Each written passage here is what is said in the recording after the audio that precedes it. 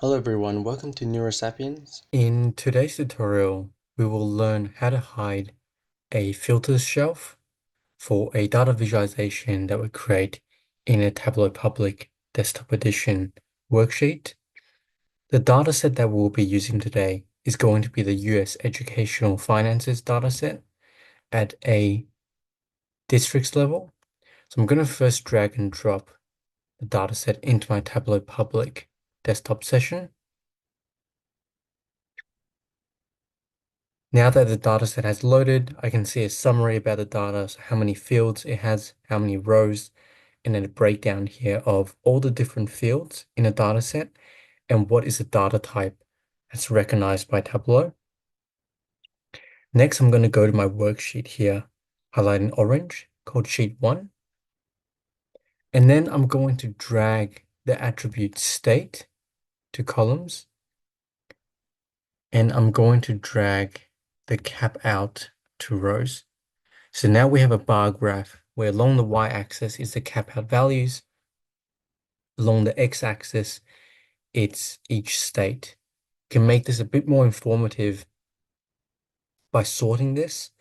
And here I'm going to sort it in descending order by going to the top panel and selecting this bar graph option here.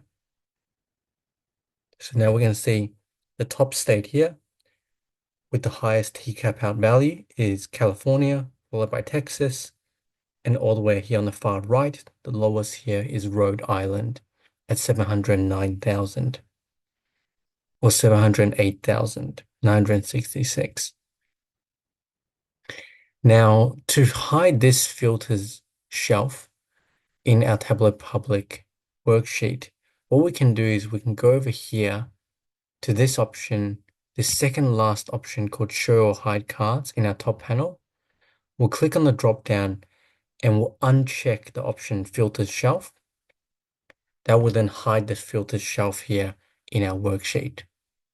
So there you have it.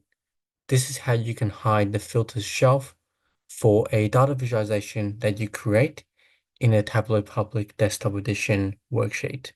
If you found this tutorial helpful, please give it a thumbs up, subscribe and click the notification bell for weekly videos.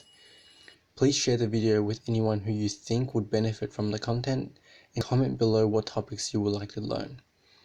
If you would like to support this channel and have the means to do so, the best way will be via my Patreon link in the description below. Happy learning and I'll see you in the next tutorial.